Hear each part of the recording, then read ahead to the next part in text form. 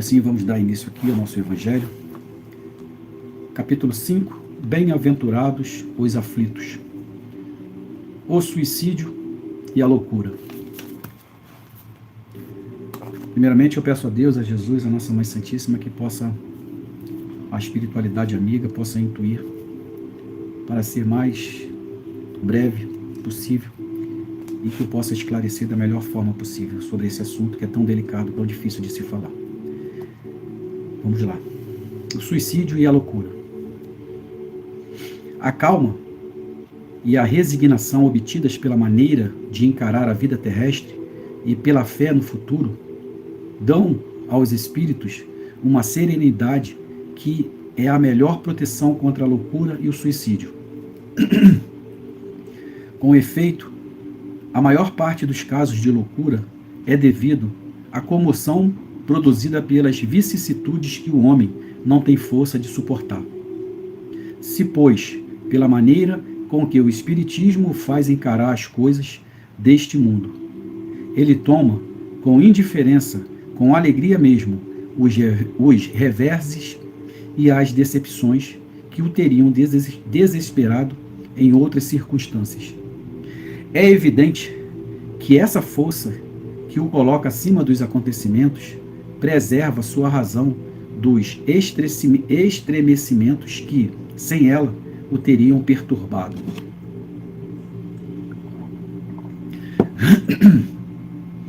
Ocorre o mesmo com o suicídio, excetuando aqueles que se verificam no estado de embriaguez e de loucura, e que se podem chamar inconscientes. É certo que sejam quais forem os motivos particulares, sempre há, por causa geral, algum descontentamento. Ora, aquele que está seguro de não ser infeliz, senão um dia, e de serem melhores os dias seguintes, facilmente tem paciência. Só se desespera se não vê termo a seus sofrimentos. O que é, pois, a vida humana em relação à eternidade, senão bem menos que um dia? Mas o que não crê na eternidade, que acredita que tudo nele acaba com a vida, que se deixa abater pelo desgosto e o infortúnio, só se vê o termo disso com a morte. Nada esperando, acha absolutamente natural, muito lógico mesmo, abreviar suas misérias pelo suicídio.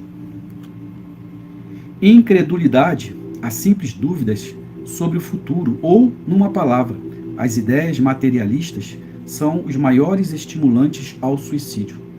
Trazem a covardia moral quando se veem homens de ciência se apoiarem na autoridade de seu saber no esforço de provar a seus ouvintes ou a seus leitores que esses não têm nada a esperar após a morte. Não se está trazendo junto dessa consequência a de que, se não infelizes, não tem nada melhor a fazer do que se matar? O que poderão dizer para desviá-los disso?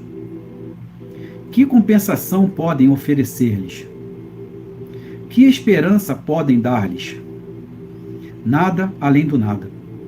Do que é precioso concluir que, se o nada é o único heróico remédio, a única perspectiva, mais vale cair nele imediatamente do que mais tarde, e assim sofrer por menos tempo. Portanto, a propagação das ideias materialistas é o veneno que inocula em um grande número de pessoas a ideia do suicídio, e aqueles que dele se fazem apóstolos assumem uma terrível responsabilidade, não sendo mais permitida a dúvida com o Espiritismo. O aspecto da vida muda. Não sendo mais permitida a dúvida com o Espiritismo, o aspecto da vida muda. O crente sabe que a vida se prolonga indefinidamente, além do túmulo, mas em condições totalmente diferentes. Daí a paciência e a resignação que naturalmente afastam a ideia do suicídio.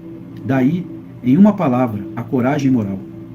O Espiritismo também tem sobre esse aspecto um outro resultado igualmente positivo e talvez mais determinante: mostrar-nos os próprios suicidas, revelando a sua situação infeliz, e prova que ninguém viola impunemente a lei de Deus, que proíbe ao homem abreviar sua vida.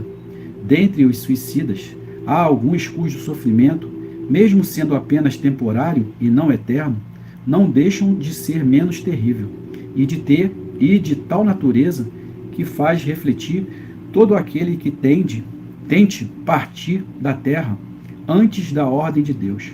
Portanto, o espírita tem como oposição a ideia de suicídio vários motivos: a certeza de uma vida futura, na qual ele sabe que será tão mais feliz quanto mais infeliz, e mais resignado tiver sido sobre a terra.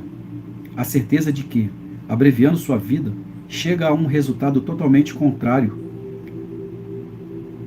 ao que esperava, que foge de um mal para cair noutro pior, mais longo e mais terrível, que se engana se acredita que, matando-se, vai mais rápido ao céu, que o suicídio é um obstáculo à reunião no outro mundo com as pessoas de suas afeições, que lá esperava reencontrar. Do que se concluir que o suicídio, não lhe trazendo senão decepções, é contrário aos seus próprios interesses.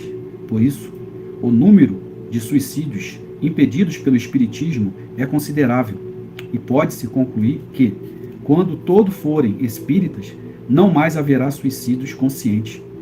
Comparando, então, os resultados das doutrinas materialistas e espírita, só pelo ponto de vista do suicídio, descobre-se que a lógica da primeira conduz a ela, enquanto a lógica da última o evita, o que é confirmado. Deu uma caída aí. Então, como eu estava falando, é um assunto muito polêmico, muito difícil de se falar, de se comentar, por isso que eu pedi para a espiritualidade conduzir da melhor maneira possível. Aqui já ao final, né, no finalzinho aqui, ele já fala uma coisa que a gente pode pegar e pode trabalhar em cima disso, né? Mas eu vou voltar aos poucos e aí a gente vai comentando aqui. Aqui fala, né? A calma e a resignação, obtidas pela maneira de encarar a vida terrestre e pela fé no futuro, dão ao espírito uma serenidade que é a melhor proteção contra a loucura e o suicídio. Então, quando ele fala aqui que a calma e a resignação obtidas pela maneira de encarar a vida terrestre, é como nós passamos hoje, né? Através dos nossos motivos, vamos colocar assim, porque cada um tem um motivo. Aqueles que tentam abreviar a própria vida, cada um tem o seu motivo. Pode ser materialista, pode ser espiritual, pode ser pelo luto. São vários tipos, né? São vários tipos. Então, assim, cada um tem um motivo, cada um tem a cereja do bolo. Mas quando você tem a calma e a resignação, o entendimento de que isso é completamente errado, né? Quando você pensa, quando você faz, quando você concretiza, é uma coisa errada aos olhos de Deus e aos olhos também daqueles que acreditam, né, na reencarnação, que acreditam em Deus, que acreditam na vida. Porque a vida foi concebida por Deus. Se Ele deu a vida, as pessoas falam que Ele retira, né? E não é nessa forma que eu, Alex, entendo que foi retirada por Deus. Deus, Ele dá a oportunidade para cada um de nós, né, reencarnar, de vir aprender num determinado tempo, sendo que esse determinado tempo, um dia ele vai acabar. É como se fosse uma validade, né? Um material que tem uma validade. Nós temos uma validade aqui. Cada um tem a sua validade. A minha filha, ela precisava de 21 anos para ela passar aqui no plano terrestre, para ela fazer o que ela fez, para ela aprender o que ela aprendeu, para ela ensinar o que ela tinha que ensinar. E aos 21 anos ela partiu. Eu não sei da minha programação. Eu não tenho esse entendimento agora da minha programação. Então, assim, se eu hoje tenho uma programação de viver, de continuar nesse plano terrestre até os 80 anos, e hoje eu estou com 53 anos, e se por algum motivo eu vier a cometer, a retirar a minha própria vida, é certo isso, que vai ficar um saldo devedor, correto? Vai ficar um saldo devedor. Então, esse é o primeiro aspecto de problema, que eu estarei arrumando para mim mesmo, ok? Então, terá um saldo devedor de 53 a 80. Então, esse saldo devedor, eu não consigo varrer para debaixo do tapete. Eu já tirei a minha vida, então agora eu acabei com o meu sofrimento e na próxima reencarnação eu vou vir tranquilo. Não, não é dessa forma, tá? Não é dessa forma. A pessoa, ela terá, né, o espírito vai ter que sanar aqueles pontos que ficaram para trás, né? Além de você adquirir mais problema para você. Porque aqui fala, né, quando você faz isso, quando você retira a sua própria vida, querendo amenizar o seu sofrimento, pode ser material, espiritual, pode ser na forma do luto, você vai estar, né, popularmente falando, arrumando chifre em cabeça de cavalo.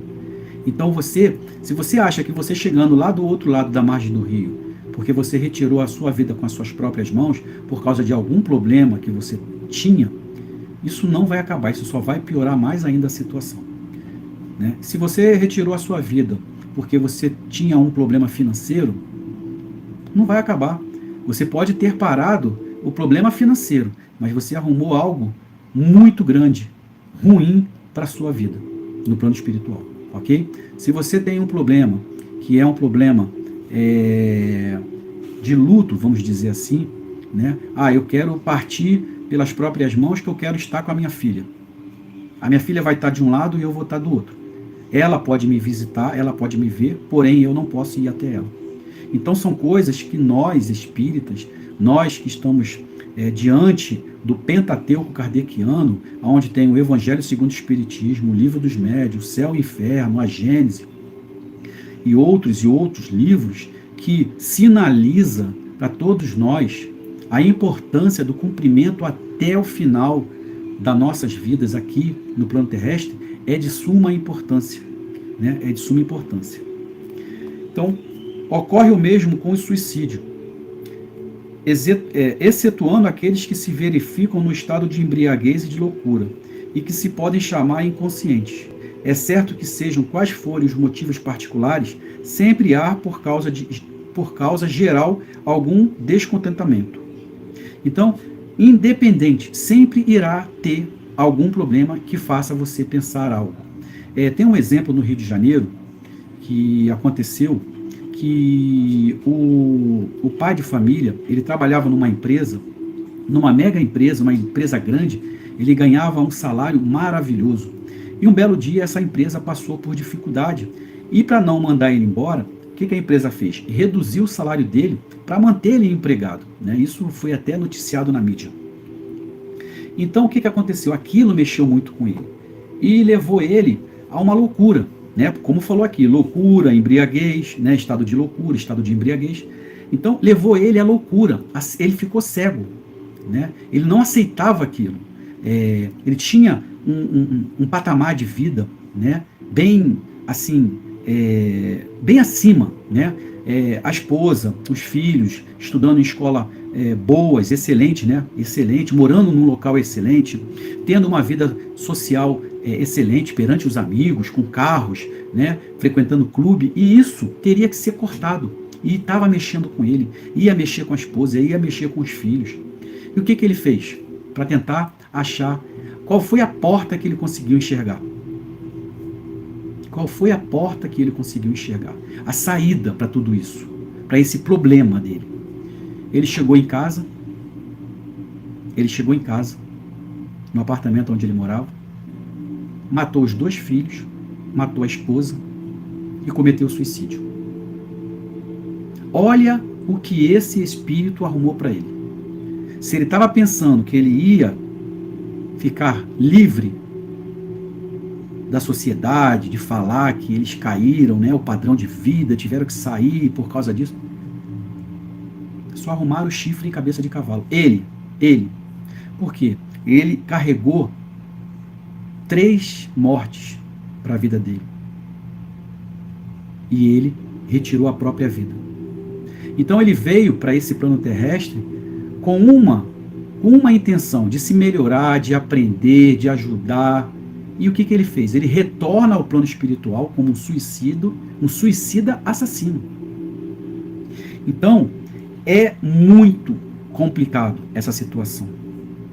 São momentos que, se a pessoa não tiver o parceiro, o marido, a mulher, o filho, a filha, o amigo, o dirigente do centro espírita, se não tiver ligado, se não tiver com coração para poder ajudar, aquela pessoa vai partir pelas próprias mãos. E o que acontece com aquele que está do lado? Com o marido, com a esposa, com o filho, com a filha que está do lado. Até mesmo com os dirigentes, os grandes dirigentes de casas espíritas, que não se preocupam com a vida alheia, que só se preocupam com aqueles que ajudam financeiramente. Mas aqueles que não ajudam, que não têm problema, eles não estão nem aí. Esses problemas recaem sobre essas pessoas. Não pense eles que eles vão ficar livres. Isso vai recair espiritualmente. Porque a quem mais será dado, mais será cobrado. Todo mundo vai responder. Correto? Dando continuidade aqui. O que é, pois, a vida humana em relação à eternidade, senão bem menos que um dia? Mas o que não crê na eternidade, que acredita que tudo nela acaba com a vida, que se deixa abater pelo desgosto e o infortúnio, só vê o termo disso com a morte. Nada esperando, acha absolutamente natural. Muito lógico mesmo, abreviar suas misérias pelo suicídio. Então foi o que eu falei. As pessoas, elas acham que vão abreviar as suas dores, os seus sofrimentos, retirando a sua própria vida.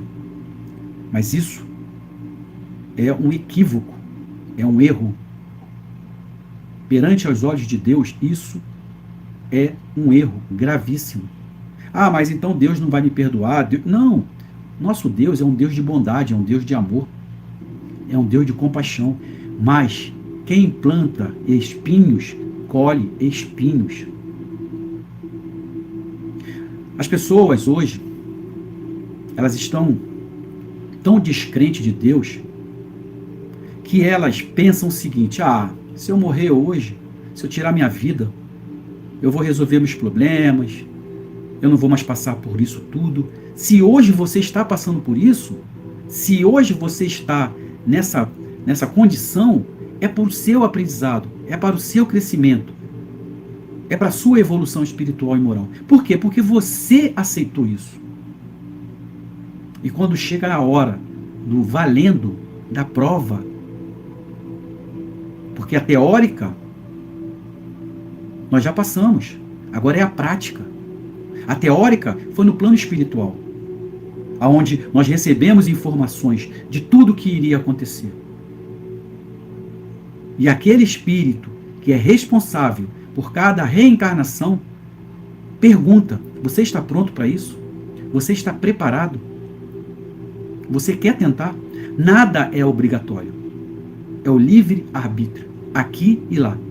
E nós, quando espíritos, nós temos uma condição de que tudo é para o nosso próprio bem. Que um dia, quando um retorna antes ao plano espiritual, ou o outro, porque a condição hoje, eu vou falar na minha condição, aonde está escrito que os filhos que têm que sepultar os pais, isso está dentro dos nossos corações, isso está dentro da nossa cabeça.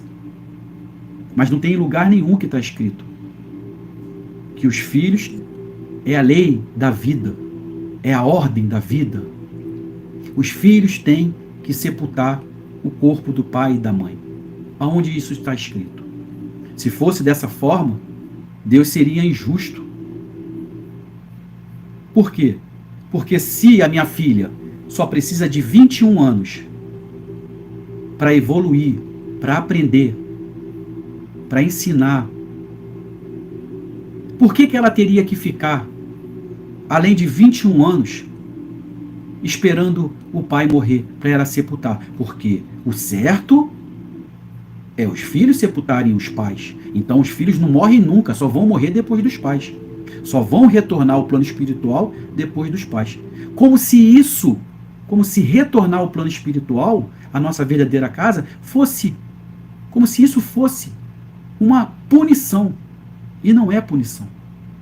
Quando você retorna naturalmente ao plano espiritual, pela condição que você aceitou, graças a Deus, você passou por uma prova, porque estar aqui no plano terrestre é muito difícil.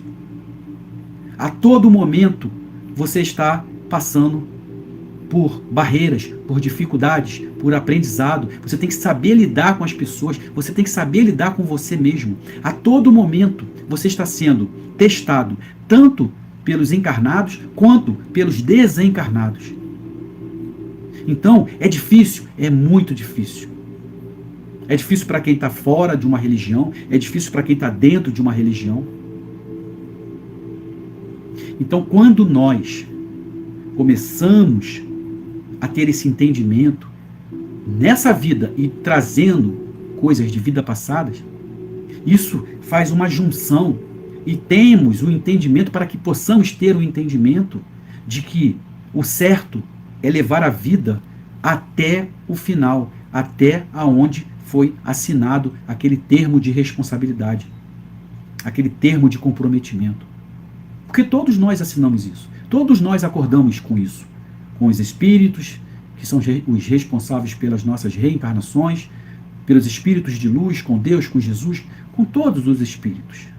Mas, de vez em quando, nesse exato momento que nós estamos aqui conversando, tem um irmão nosso retirando a sua própria vida.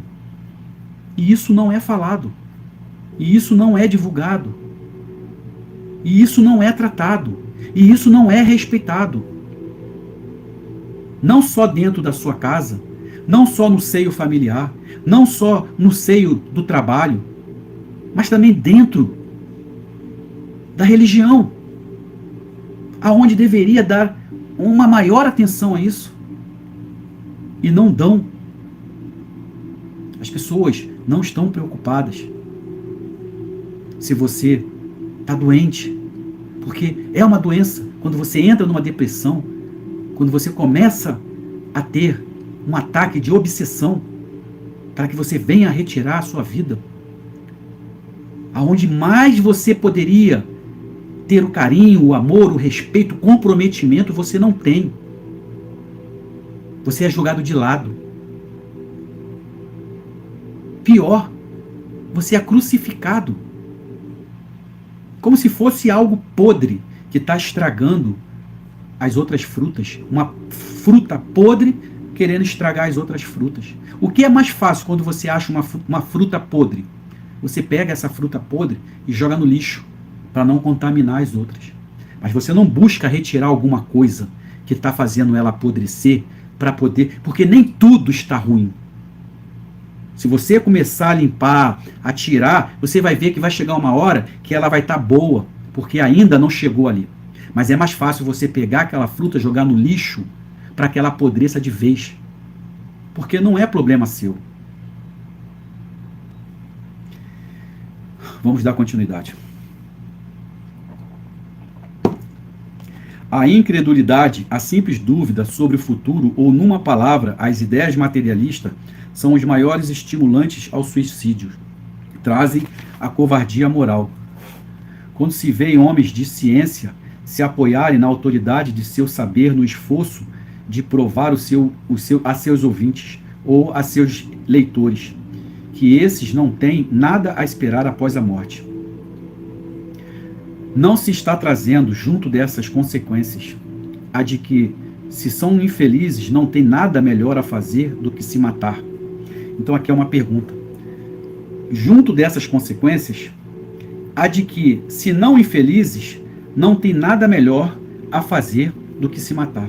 Porque quando uma pessoa está infeliz, quando uma pessoa ela não está conseguindo a felicidade, ela não está conseguindo a sua felicidade dentro do trabalho, dentro do seu relacionamento, dentro do seio familiar, dentro de uma casa espírita, de uma igreja evangélica, quando ela esbarra numa barreira que ela não consegue, que ela pede ajuda e ela não consegue mais, ela fala, para mim já deu, para mim já chega.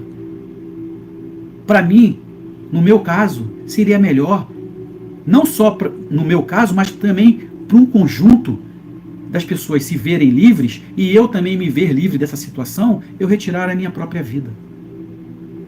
Mas as pessoas não sabem que quando você quando você faz parte dessa situação, quando você detecta e você não faz nada, quando você joga fruta podre dentro do saco de lixo, você também vai estar respondendo por isso.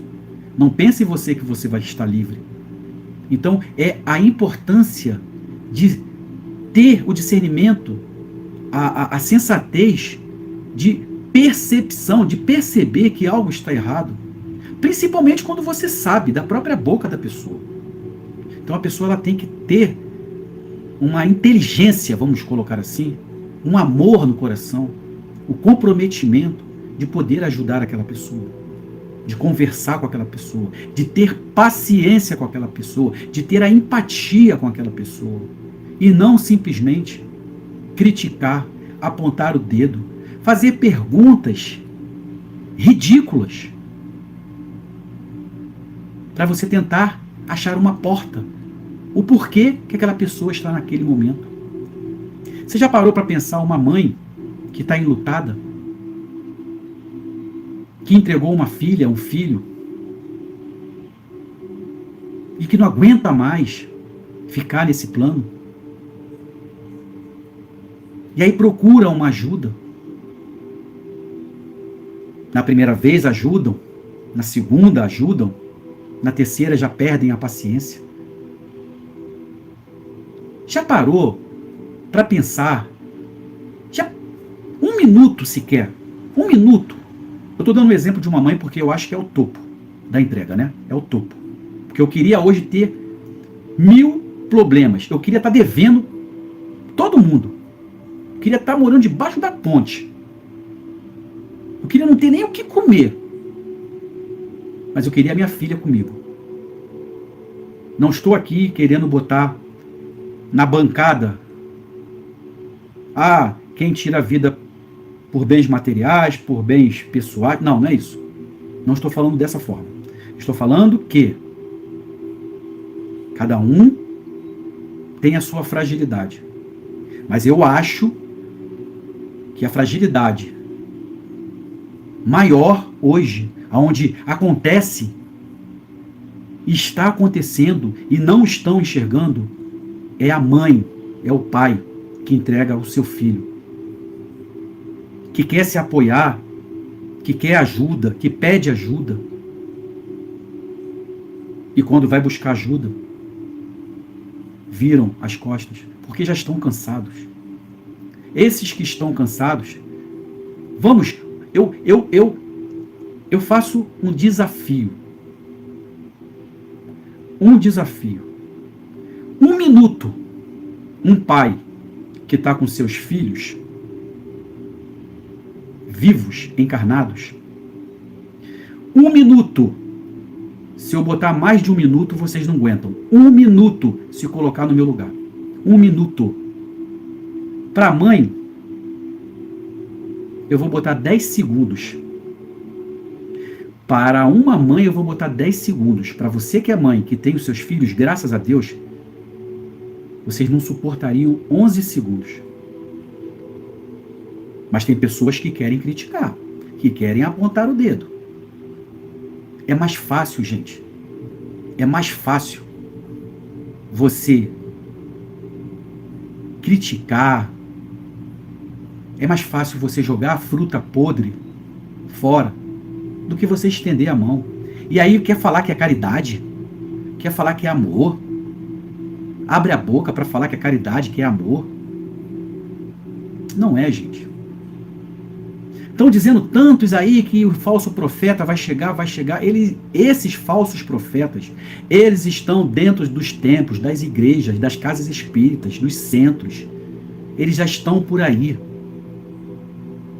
Eles já estão por aí. E nós só precisamos enxergar. Ok?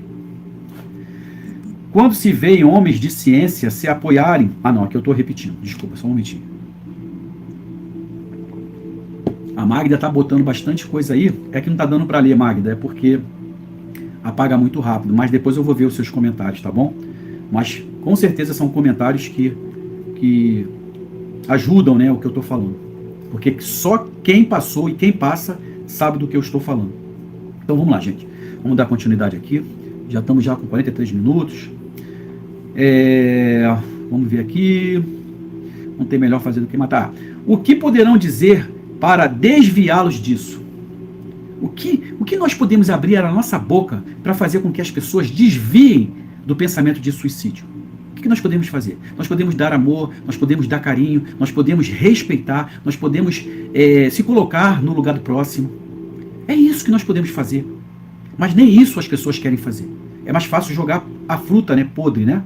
Eu estou me colocando como uma fruta podre, tá? Eu, Alex, estou me colocando como uma fruta podre. Beleza? Que compensação podem oferecer-lhes? Não tem compensação.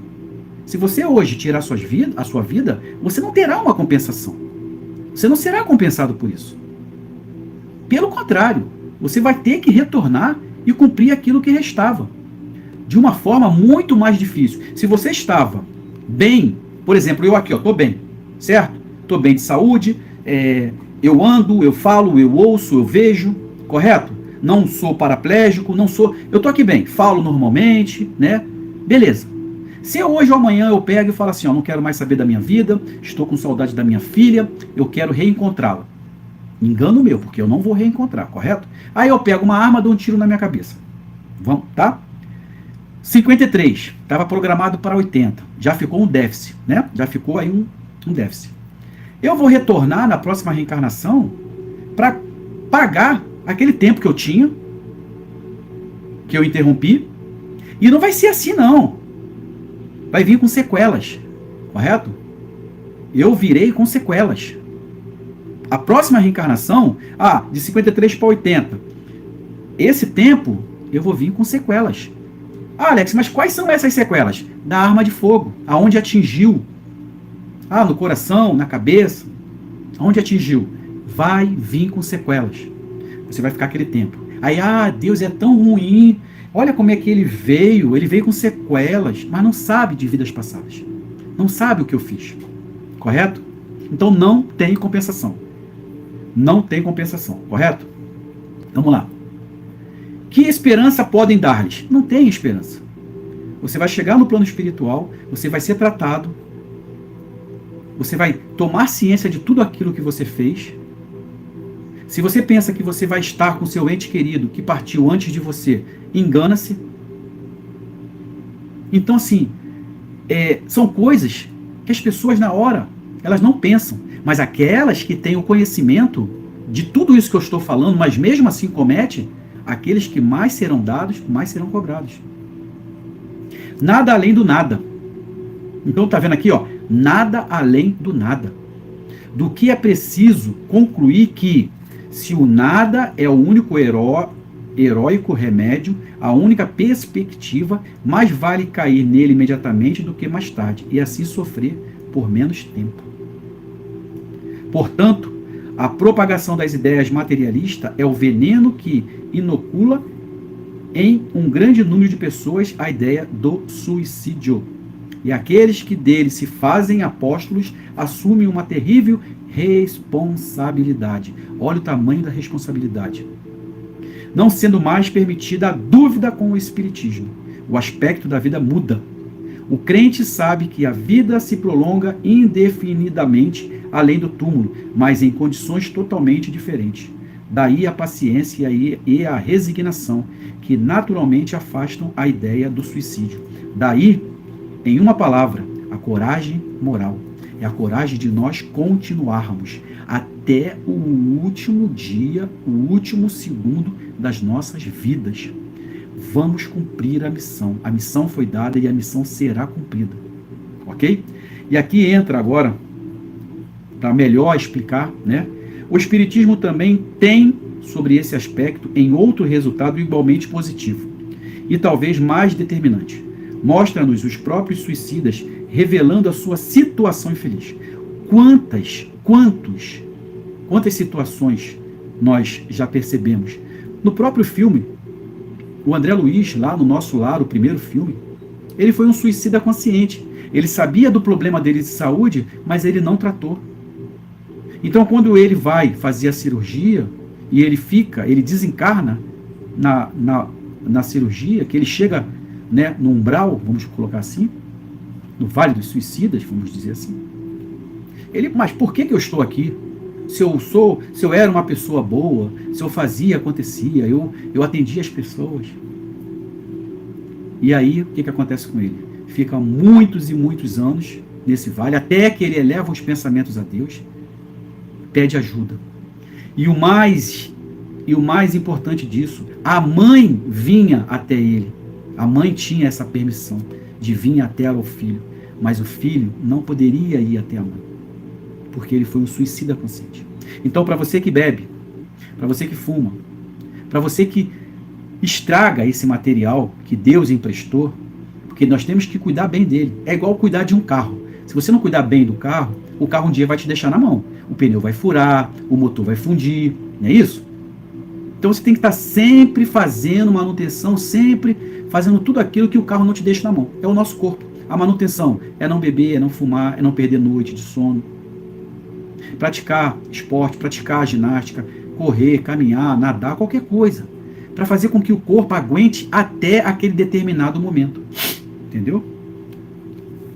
E prova que ninguém viola impunemente a lei de Deus, que proíbe ao homem abreviar sua vida. Então, Deus proíbe o homem abreviar sua vida. Dentre os suicidas, há alguns cujo sofrimento, mesmo sendo apenas temporário e não eterno, não deixa de ser menos terrível, e de tal natureza que faz refletir todo aquele que tente partir da terra antes da ordem de Deus. Entendeu? Então aqui, não tem sofrer menos, sofrer mais. Cada um vai sofrer aquilo que plantou, que colheu. Ok? Portanto, o espírita tem como oposição a ideia de suicídio. Vários motivos. A certeza de uma vida futura, na qual ele sabe que serão tão mais feliz quanto mais infeliz, e mais resignado tiver sido sobre a terra.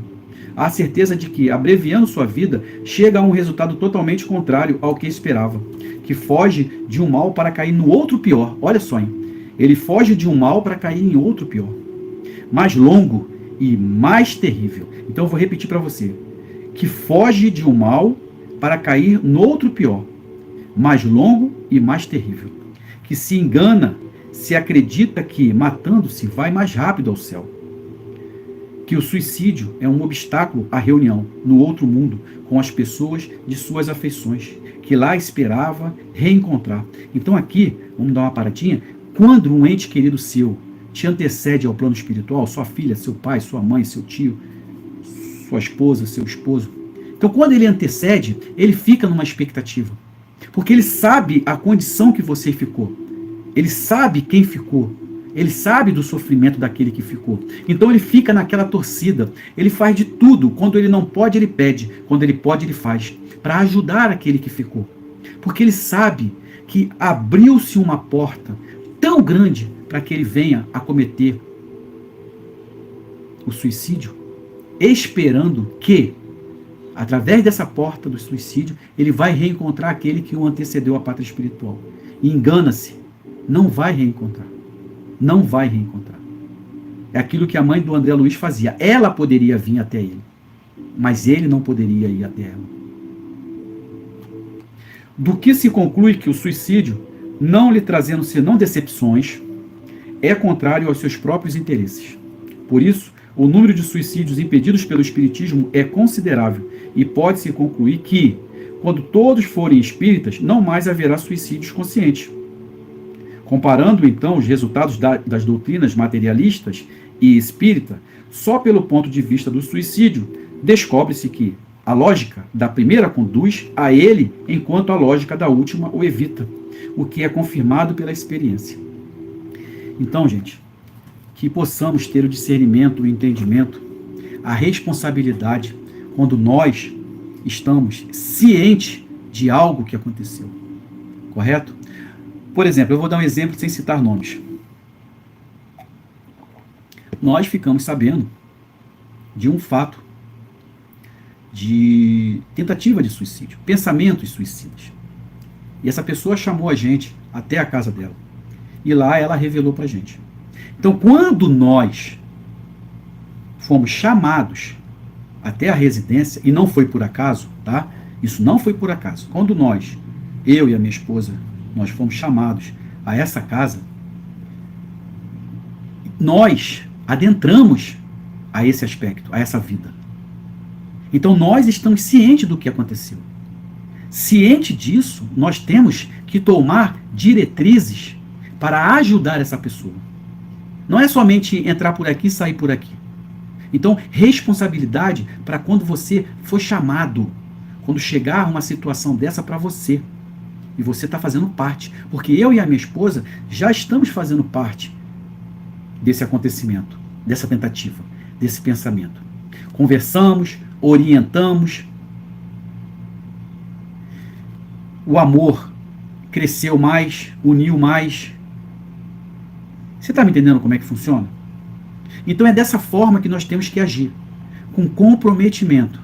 No ato em que você ficou sabendo que você fez parte e não foi por acaso, coloque tudo aquilo, todo o seu aprendizado em prática. A teoria estava funcionando, agora chegou a hora da prática.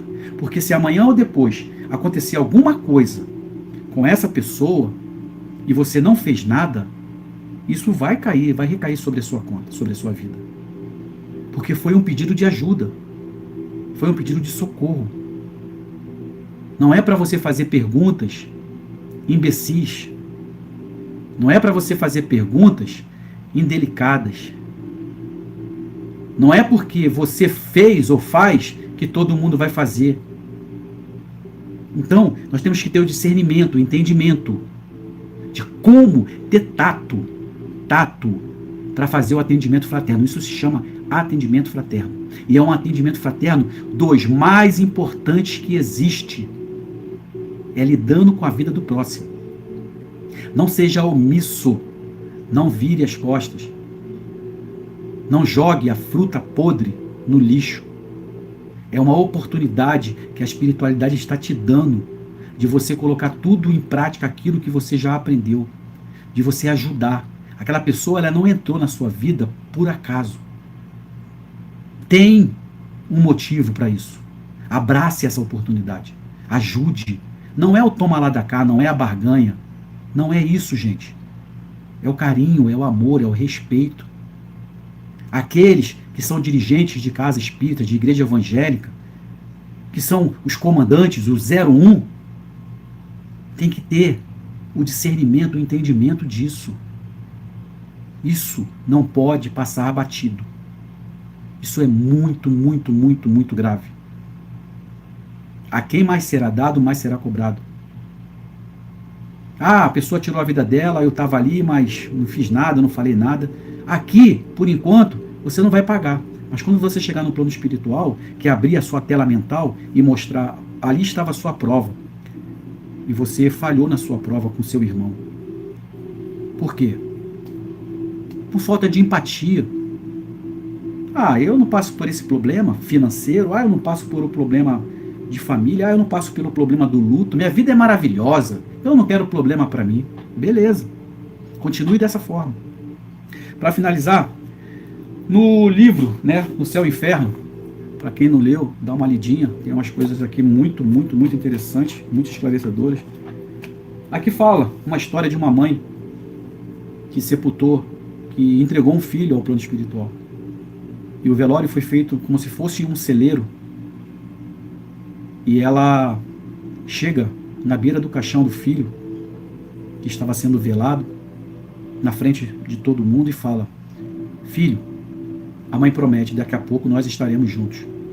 Mas ninguém deu muita importância para isso. Por isso que eu falo, a pessoa tem o tato, tem inteligência, tem a sensibilidade de estar sempre ligado em tudo que se fala, que se vê. Então, quando ela falou para o filho, filho, a mãe promete, daqui a pouco estaremos juntos. Ninguém deu muita importância para isso. Ela saiu dali, foi até o celeiro, colocou uma corda e se enforcou. Cometeu suicídio. E quando ela chegou do outro lado da margem do rio, no Vale dos Suicidas, num lugar completamente inóspito, ela, a primeira coisa, quando ela se deparou com o espírito, ela falou: cadê meu filho? Eu quero ver meu filho, eu quero estar com meu filho, já estou aqui. eu morri como ele morreu. E foi dito para ela, não. Ele morreu em morte natural. E você retirou a sua vida. Não estava na sua hora. Ah, mas eu quero ver meu filho. Você não pode ver seu filho.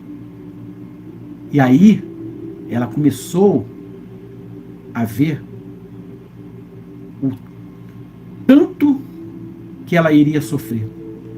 Porque uma coisa é você estar no plano terrestre e você não pode ver o seu filho ou a sua filha. A outra coisa é você estar no plano espiritual, aonde eles estão no plano espiritual e você também não pode ver sua filha. Então, aonde está a situação? Aonde está a situação que você vai ser beneficiada? Não existe benefício. Em hipótese alguma. Só vai piorar. Porque você sabe que ela está no plano espiritual e você também está no plano espiritual e você não pode chegar até ela. Você não tem merecimento para isso. Infelizmente. Mas, se você estivesse no plano terrestre, esperasse a sua hora, como é esperada por eles que nos antecederam, por Deus, pela espiritualidade, com certeza, aquele ente querido que te antecedeu à pátria espiritual, ele, no ato do seu desencarne, no ato da sua passagem, ele seria o primeiro estar do outro lado da margem do rio para te receber. Que é isso que eu quero da minha vida.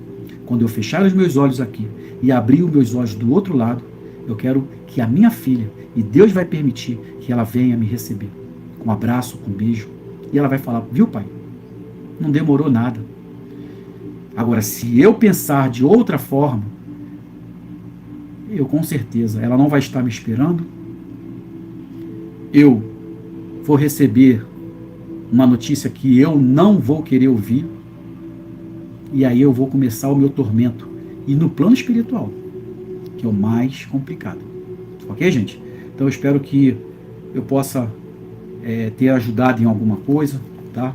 Que a espiritualidade possa ter conduzido da melhor forma possível, para que as pessoas possam dar maior importância nessa situação. Que as pessoas não virem as costas para essas pessoas. Ok?